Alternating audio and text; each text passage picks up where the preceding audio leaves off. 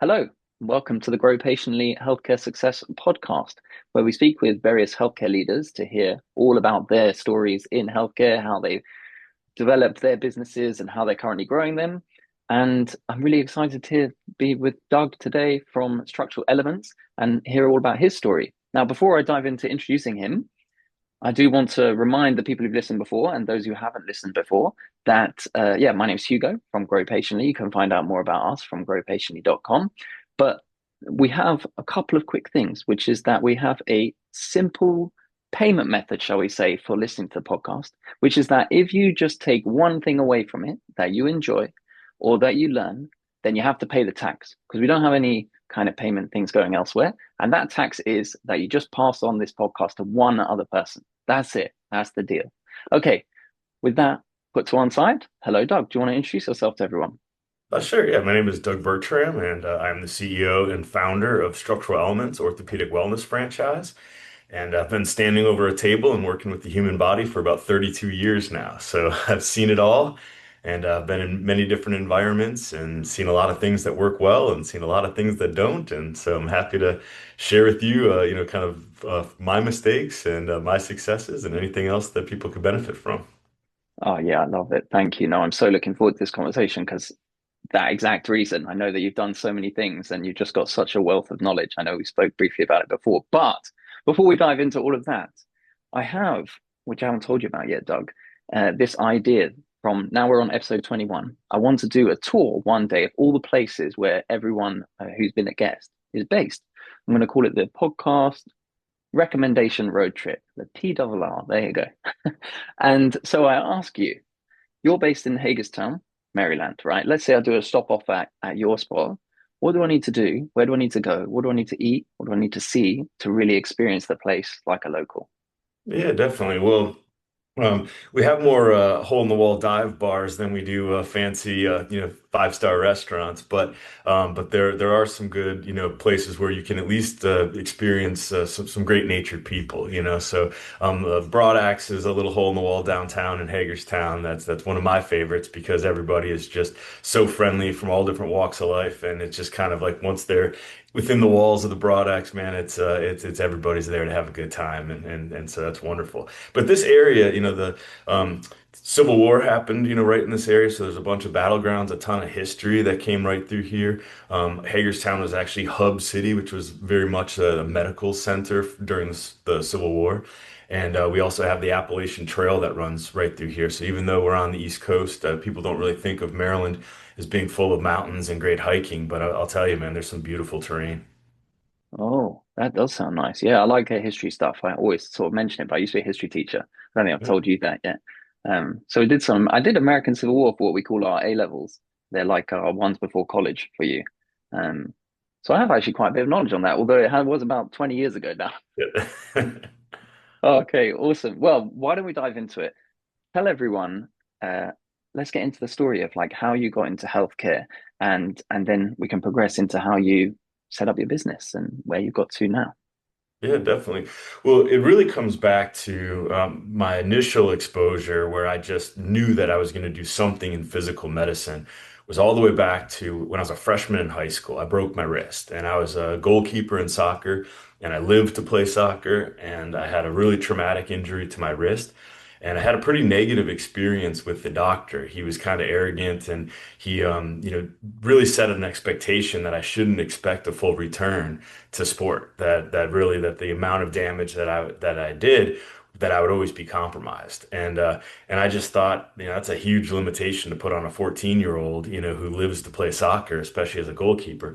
And I went and worked with the therapist during the rehab after the surgery and after the cast was off and the fracture had healed. And he was like, I want you to forget everything that he said. He said, the reason that I do what I do is the human body has a tremendous capacity to heal. And if you put in the right work, you're going to get the results. And I was the starting goalkeeper the next year, on varsity in my sophomore year. So it really stuck with me that, that man, like I want to help people in triumph. I'm kind of a sucker for the underdog. I want to see people accomplish, the unthinkable, and I'm an enabler by nature, right? So I just want to help people get out there and do what they love to do. And so I knew it was going to be something in physical medicine. I didn't know what.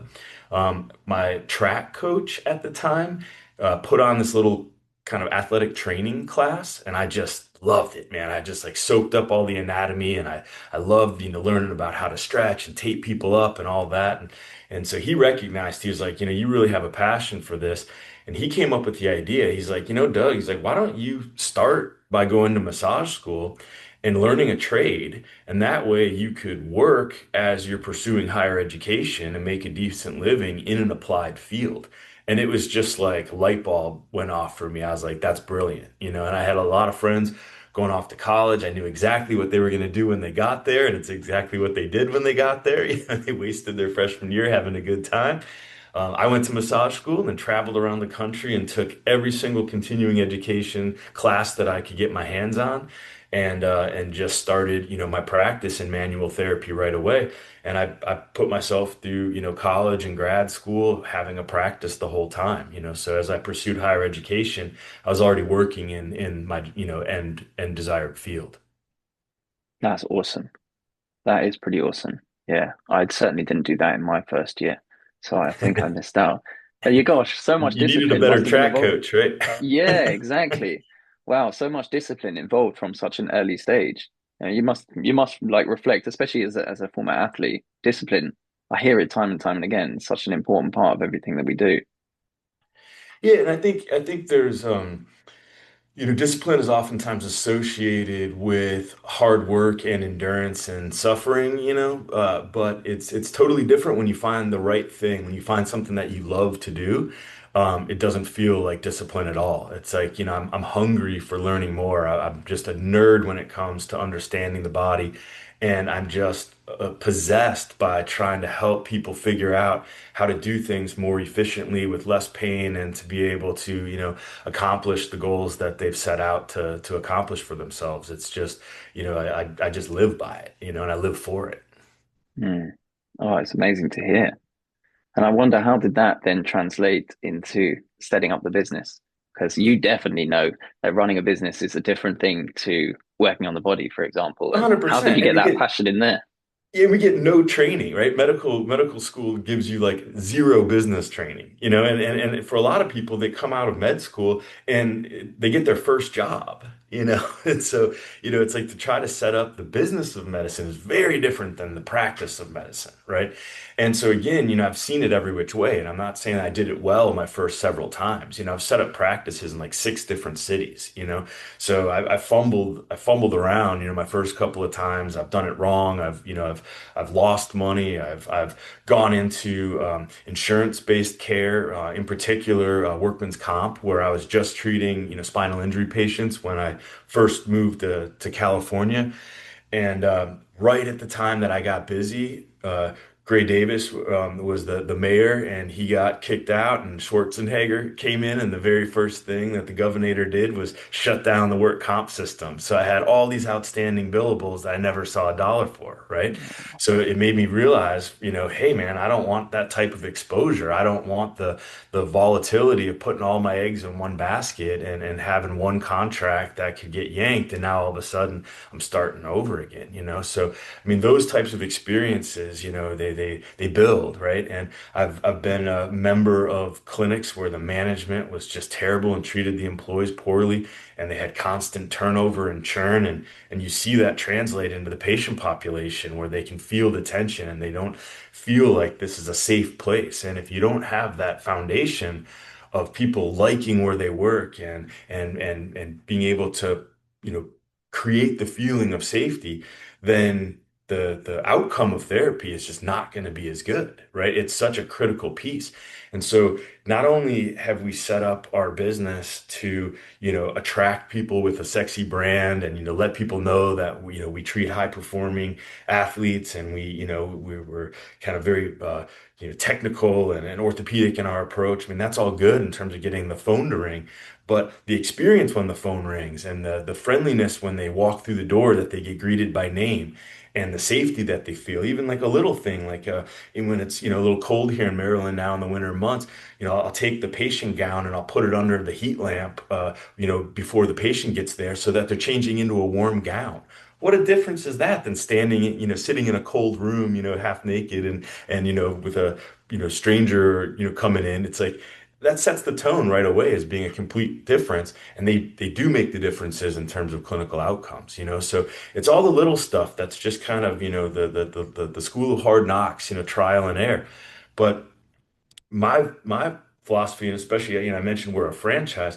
My philosophy is like franchise is the business of selling your mistakes, right? It's like why would somebody, have to go through everything that I've been through to have the same learning curve when, they can kind of take the shortcut and buy into a system where a lot of these things are already figured out on their behalf. Hmm. I suppose so much of that goes all the way back to that first interaction you had with your wrist and your hand injury. Because can you imagine talking about the impact that it has on patient outcomes? If you just stuck with what that guy said, maybe you wouldn't even be where you are now. The whole thing's different. And then you met someone who Right. completely changed everything and it's now entrenched in all of your practices. So I think I want to ask, because you already mentioned it with the franchise model, it means that they get to jump ahead a lot of these learning points. So I was going to say, seeing as you've set up so many, let's go through like if you were to set up one right now, because there are some people who listen who have either just set up a practice or, they might be a couple of years in, or they might just be thinking about making that jump from working in a practice to working on a practice, having their own. What's like, what's in the toolbox of Doug Bertram for getting up, whipping up a quick practice successfully? Yeah, definitely. So we have used the franchise model very differently than you see franchise used in a lot of other industries. The whole reason why we went into franchise is really intellectual property protection. If I were just to teach the structural elements approach via continuing education, I have no ongoing access to those therapists, right? They could be watering down the brand and they could be out there saying that they're practicing structural elements, and maybe they are, maybe they're not. I have no real quality assurance or ability to police it. So the original motivation to franchise was really to have ongoing access to the therapists who have been trained in our work so that I can really mentor them in profession, not just teach them, some techniques that they use in the treatment room. And so in order to do that, we really separated out to two different franchise systems that are superimposed on one another. One is the business of clinic ownership. So, as a non-medical provider, you could open up a structural elements clinic and you're really in the business of renting space to the therapists, right? You have three streams of revenue. One is you have the rent that you collect from the therapist, you have the retail, and then you have the membership revenue off of the classes and we have a lot of passive recovery modalities like sauna and a cryo chamber and red light and pulse electromagnetic frequency and a vibration plate and things like that. So those are all service lines that are owned by the clinic owner.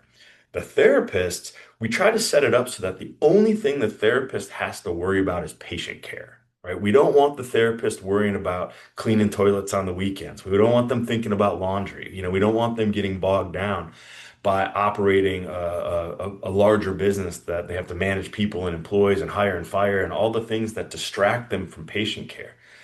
The idea is that somebody comes in, they rent the amount of space they need, they're a micro franchisee. What they get out of the box is they get trained in our proprietary system.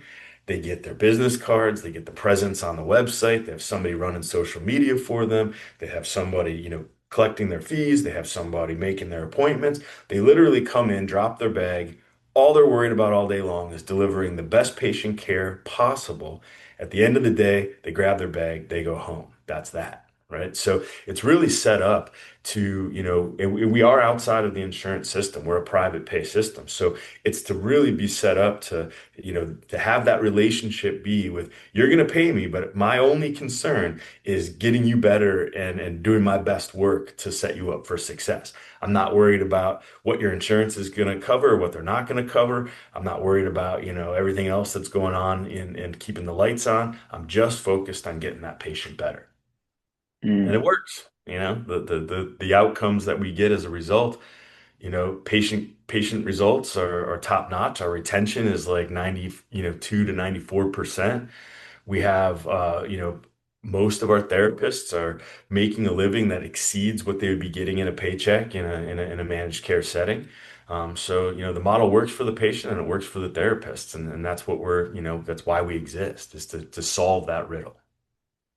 Yeah, it sounds good for the practitioner as well, that you can almost like you can have a business, but you don't have to worry about, as someone who has created a business from zero to one, that bit is pretty hard, you know?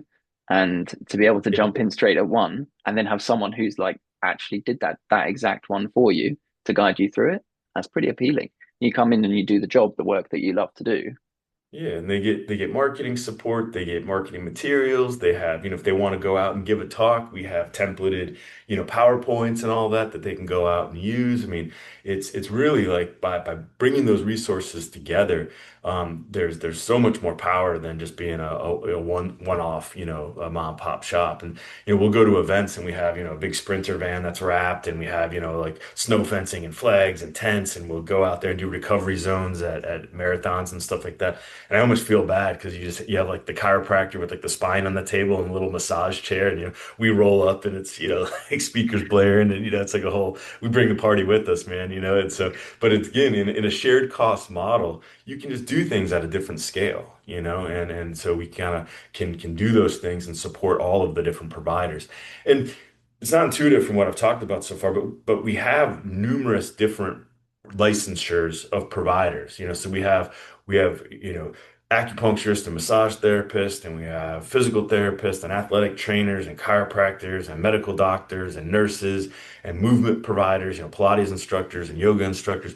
And so by having all of those services under one roof, it's like we refer to one another. It's like this ecosystem. So a lot of the patients that come here, they come here for multiple services. They come here and they might work with the PT, then they might go get an assisted stretch, then they might do a yoga class or go and sit in a sauna.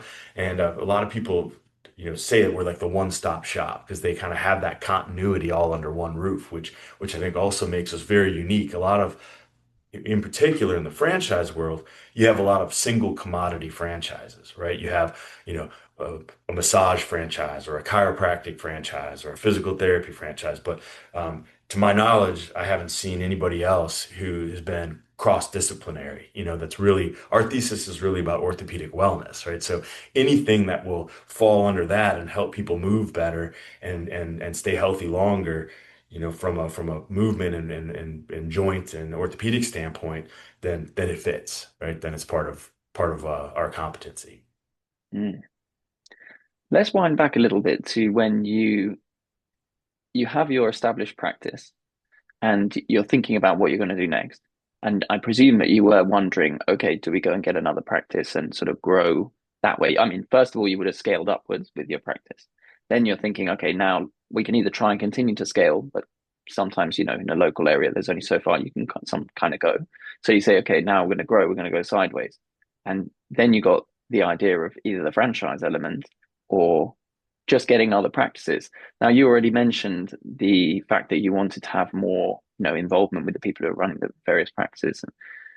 What else was like going through your mind? Because I think there are some people who are going through a similar stage, and it'd be really interesting. I mean, even from my viewpoint, I'd really love to hear about how you worked through that. Because yeah, that's very interesting to me. Yeah, well, first and foremost, like I said, I'm on a mission to get this work out there, and I'm on a mission to help, kind of reshape how we think about healthcare. In orthopedics, we really don't focus on proactive and preventative care much. Most people don't go see an orthopedic specialist until they're in the type of pain that they can't function, right? And then they're either told, well, you're either ready for a replacement or, you're not ready, come back when you can't walk, right? It's just like, well, wait a minute, what about, what can I do not to get to that point? Right. So the first thing is just, I think that there's a big void in our current healthcare system of really quantifying potential risk factors for orthopedics early.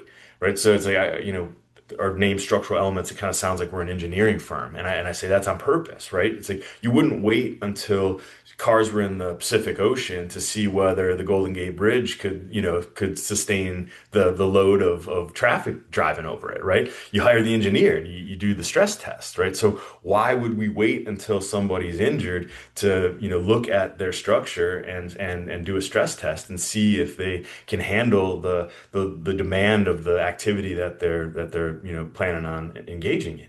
So that's part of it is like is really like we're on a crusade to have a larger impact.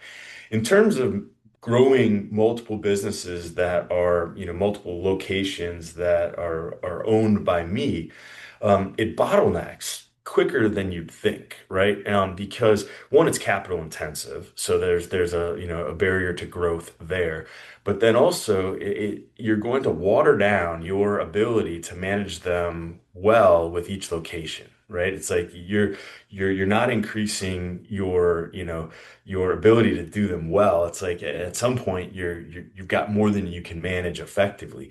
With franchise, because you have individual owners, it's like you're really kind of taking more of a fractal approach of taking, what you've done well and handing somebody else the opportunity to own their own business with the same amount of pride and attention that I have to my clinic, so it changes the model a little bit. And then in an employer role, at some point, you're winning and they're kind of staying at the same place, Mm, you know?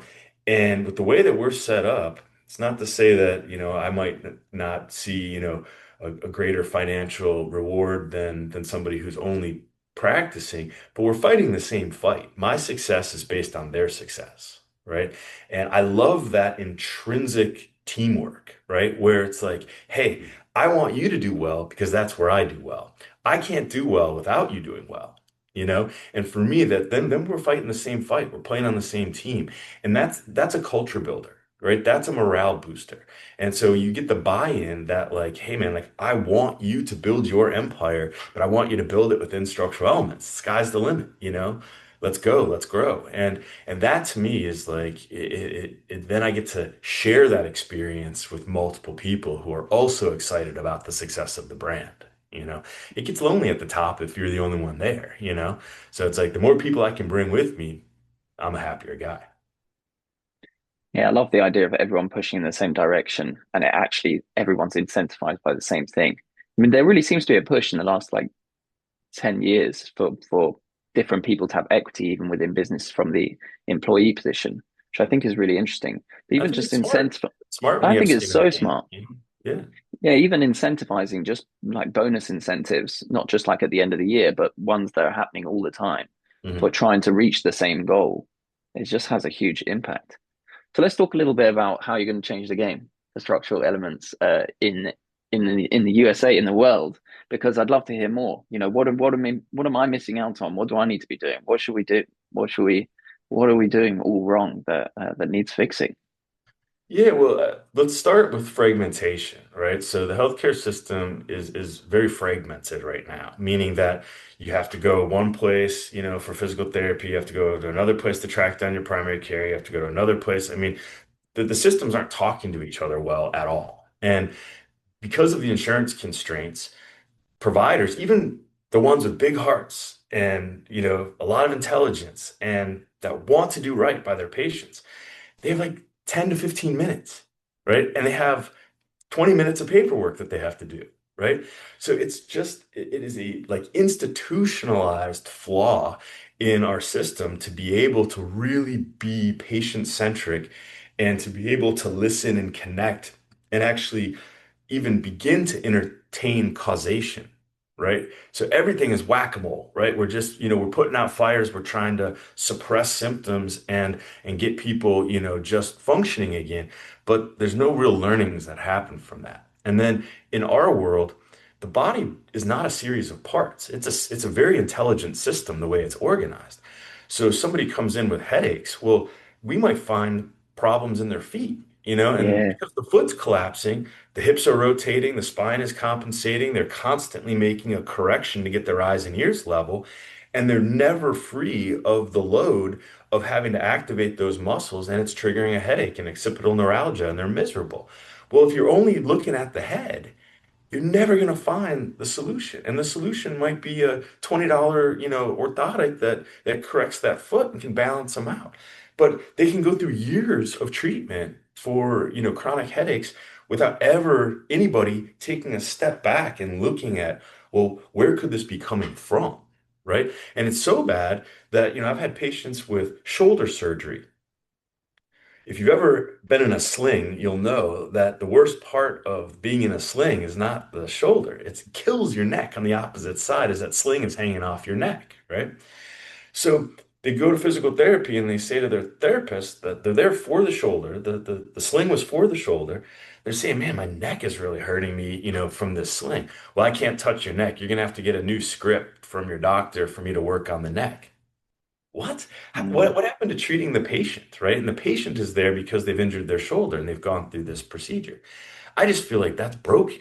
That's not effective. And it's not time effective, it's not cost effective, and that needs to change, right? And there is especially since COVID, man, we are seeing an educated population like we've never seen before, where people, because of all the comorbidities that put you at much higher risk factor, with COVID, people are paying attention. They don't want those risk factors, People are more proactive. The millennials are drinking less, they're exercising more, they're really looking at health and longevity. And I hear all the time, like, I don't want to get a knee replacement like my dad did, or I don't want to get my hip replaced like my grandma did. They really are thinking about these things much earlier and in a very different way than we've seen generations in the past. So it's all kind of coming our way, but there really isn't, the demand is not being met on any sort of large, stage. And a lot of the practices that are mom pa shops that are doing it well, they usually get so busy that they stop accepting new patients because they hit a capacity issue, early on.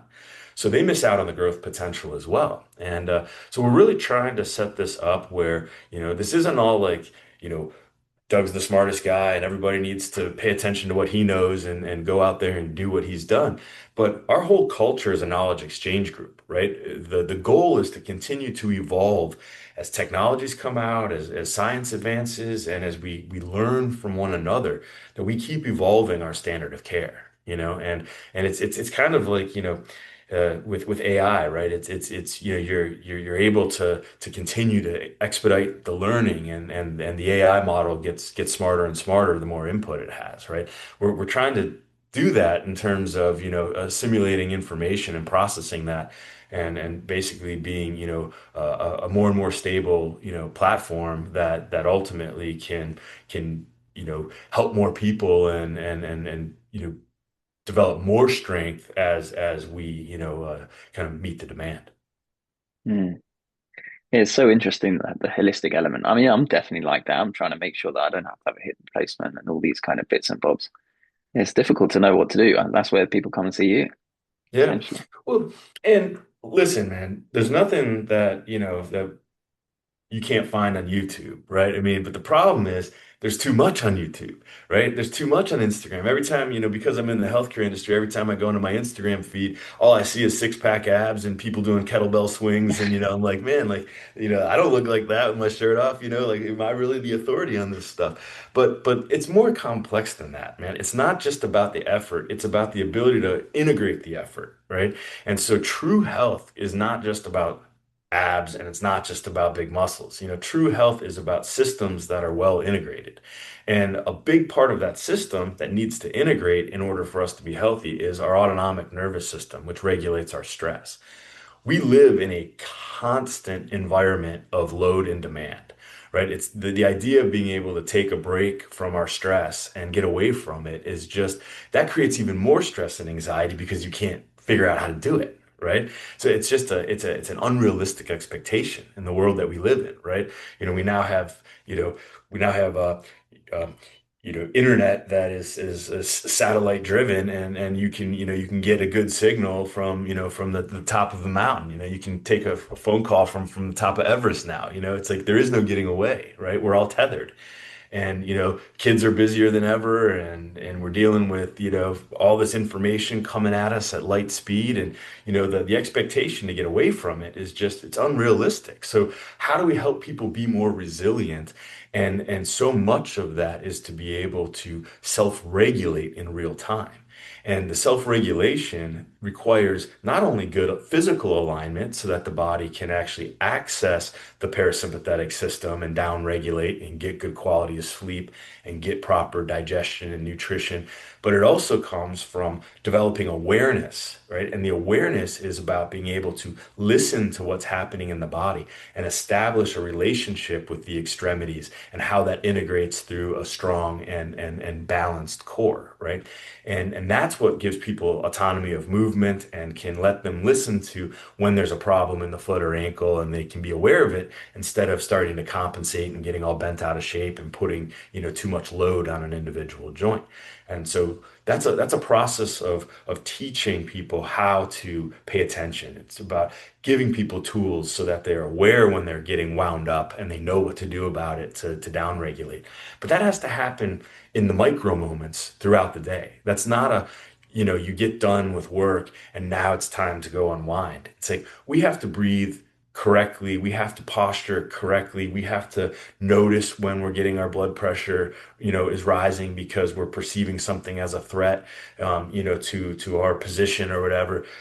We have to recognize that in real time, and that can only happen through awareness. Hmm. Gosh, yeah, all of that just chimes so much. It's really interesting. I'm definitely trying to learn about all that kind of stuff all the time, and it's interesting. I saw this video yesterday. It was just a quick short on YouTube or whatever, one of those scrolling ones. I get the same thing as you, but mine is they're always telling me if I eat eggs, I'm going to die very soon, and then the other ones say that if I don't eat eggs, I'm going to die very soon. Um, but no, this video I just watched it, and it was kind of interesting. It was just a like 10-second video of a lady saying that she was like cleaning the desk or cleaning the kitchen table or something like that with a cloth, but she was going like leaning over it. And she said she only started to heal, I think was the word she said, when she realized like she was doing so many things under threat. And then like the next scene is her just like doing this as she wipes the desk. And I kind of think sometimes I catch myself doing that as well. When you're really like working, you're really in it. And then you realize you're just like, whoa, doing this thing that really doesn't need that. And then you have to, like you said, catch it in the moment and slow down because otherwise, when it comes to 7 p.m., if you're your own business owner or 5 p.m., that's not enough. You're not just going to get home and be like that. You're going to start thinking, oh, I need to have a glass of alcohol or whatever it is that people do. It's Yeah, fascinating absolutely. stuff. And the this isn't common language that a lot of people are familiar with, but we've heard of fascia as connective tissue, and people, most people own a foam roller now, or they own, a Graston tool. And they have their fascia blaster, and they, if their knee hurts, they'll go and aggressively try to work their IT band or something like that. But that's looking at fascia as a type of tissue. It's not looking at the fascial system as the intelligent communication system that it is. The fascia system is a bidirectional communication system with the autonomic nervous system. And the fascia is constantly signaling to the autonomic nervous system. And the autonomic nervous system is constantly processing, am I safe or am I not safe? It's zeros and ones, right? It's computer language. Is this safe? Can I relax? Or is this a threat? Do I need to activate? And that's all it gets, right? Mm, So if you're constantly getting messages from tension in the extremities and holding yourself, the nervous system only hears one thing, I'm not safe, right? And it's going to shut down your digestion. It's going to shut down circulation to the extremities. It's going to preserve its vitals in the core, right? It's not going to think about tomorrow. It's going to think about surviving today.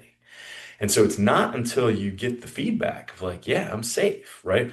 I'm warm. That feels nice, right?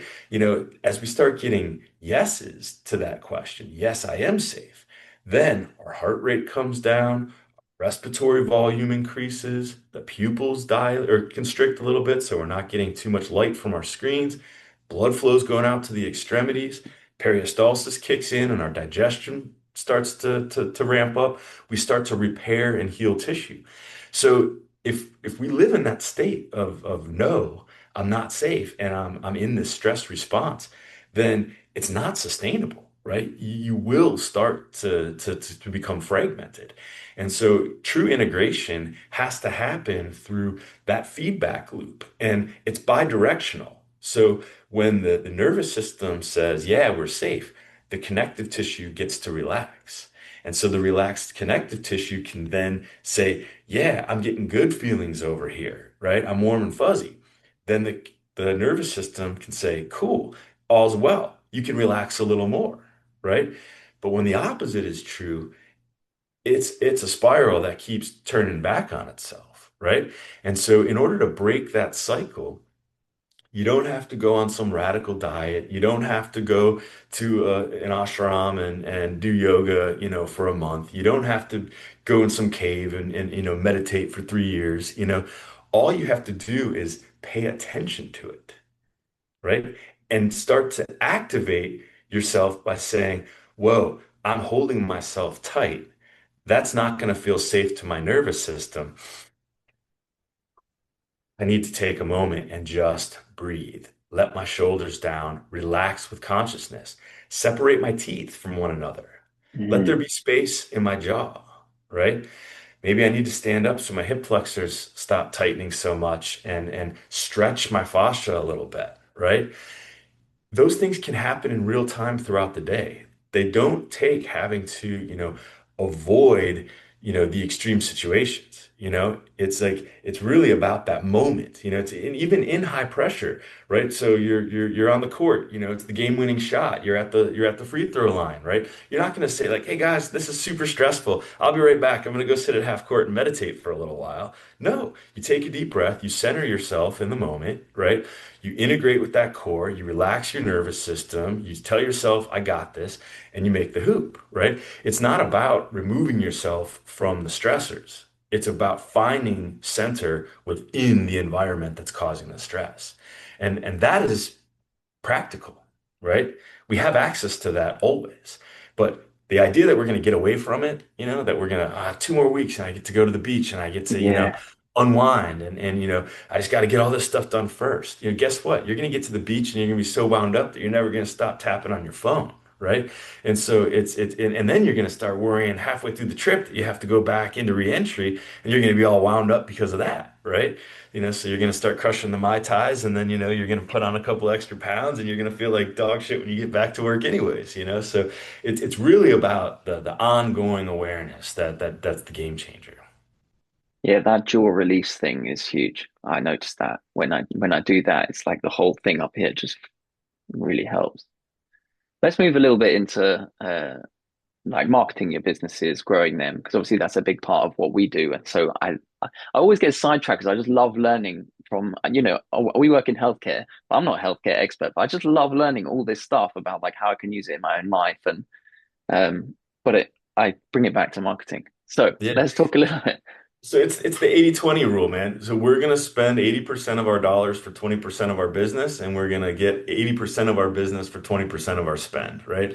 And ultimately, word of mouth in our world is numero uno, and it costs nothing, right? But turning out happy customers, getting people that are evangelists. That man, I went to 10 different providers, and I had this pain for years, and I went to Structural Elements, and they fixed my back. They taught me how to move differently. They found that it was coming, from my foot, or they showed me, some breathing exercises that allowed my hip flexors to finally, start to budge. So word of mouth is it. And if you're not getting word of mouth referrals, then you're doing something dead wrong. And you need to look at it and you need to look at it fast, right? And so whether that's patient surveys, whether, we have a director of patient experience that if somebody calls and they don't book, we follow up with them.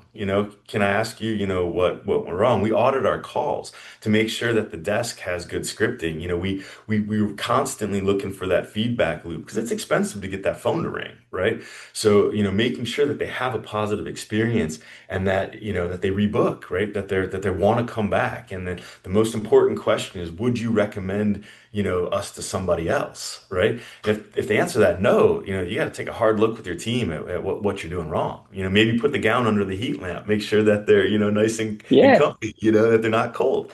So it's the word of mouth thing is absolute paramount, and making sure that you're focused on your customer experience so that revenue and referral stream is on autopilot, right? And we've done that really well. And then outside of that, we don't look at ourselves ever as selling anything, right? We don't sell, we educate. And by educating, you're giving people an awareness that they have other options that they haven't previously been aware of or been told that they have. And so when we go out to educate, it's not, we're not out there self-promoting. We're out there, giving people information that can help them.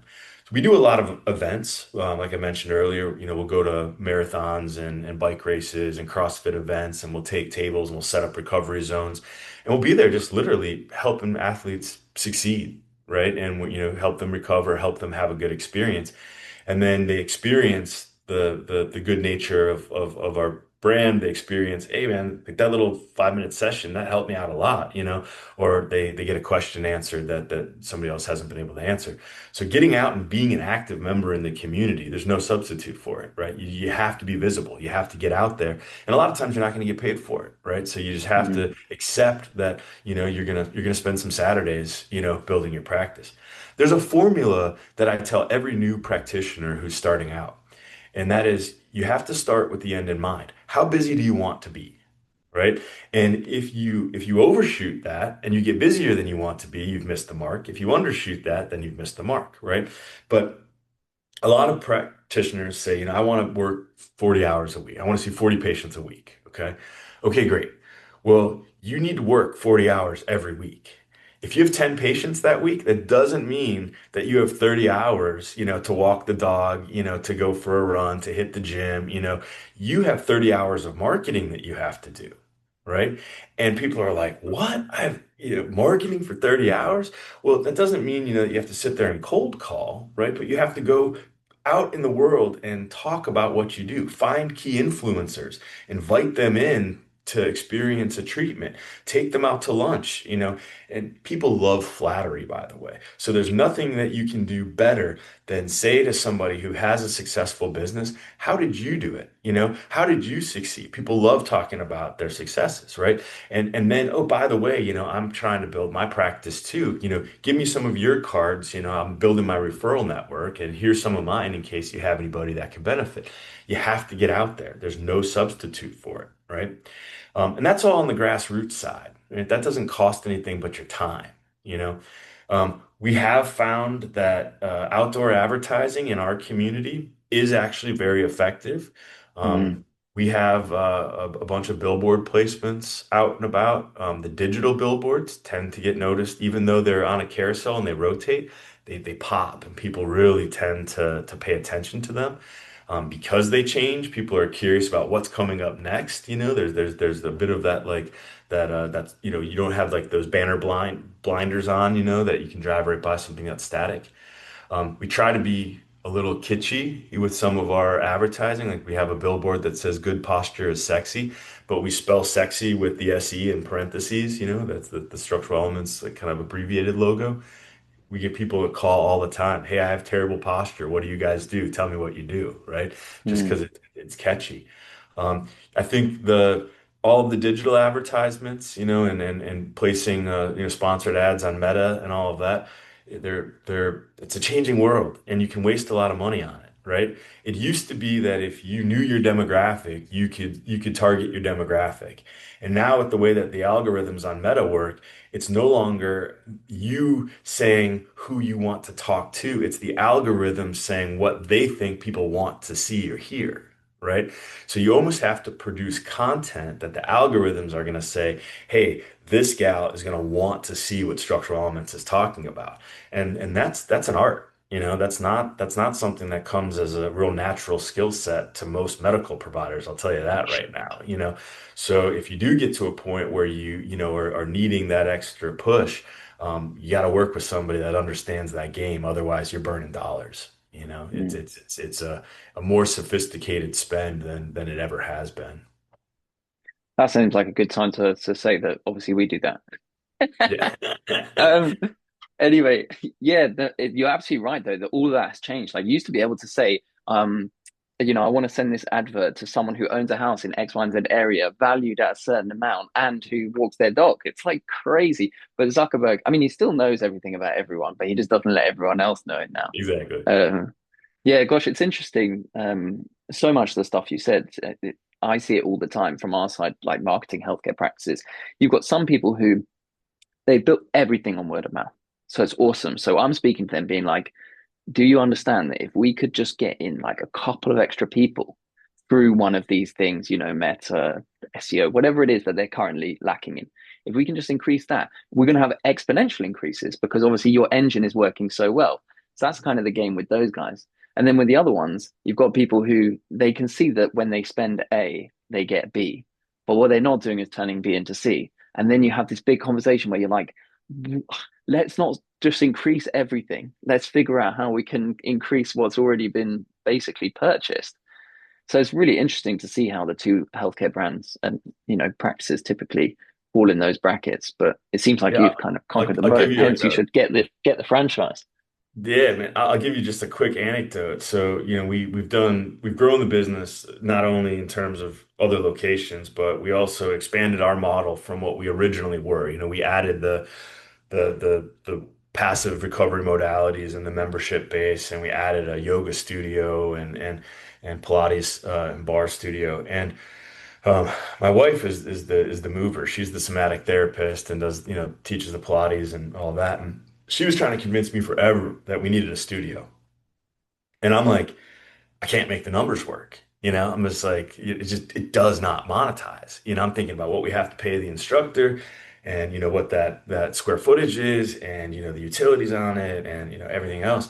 And I'm like, there's just no business model there. The other spaces are going to make, way more in terms of, kind of value per unit. And I couldn't have been more wrong, right? It brought 150 new faces to the clinic like that, right? Yeah.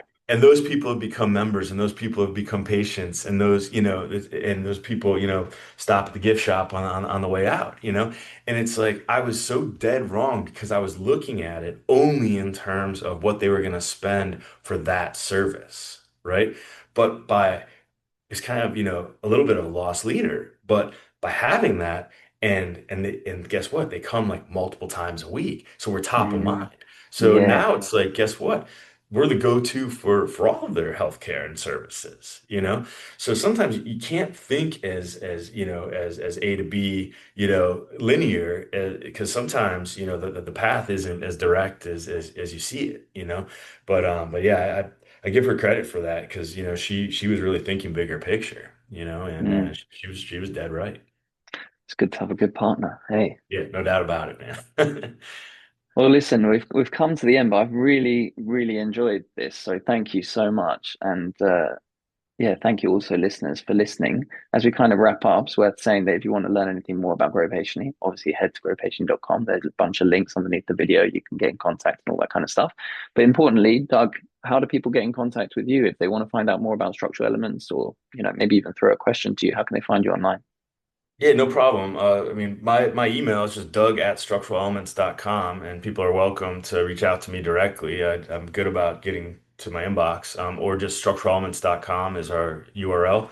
And on our website, there's information towards the patient, there's information for providers, there's information for people that are interested in opening up a franchise and investing in a clinic. And then all of our social handles, are there. You can follow our blog, get our newsletter, anything that's of interest to you. And I'm happy to help in any way I can. Awesome. Well, Doug, honestly, thank you so much. I've really, really enjoyed chatting to you as ever. Yeah, it's been a pleasure. Yeah, and thank you, listeners, again. I appreciate you. See you next time.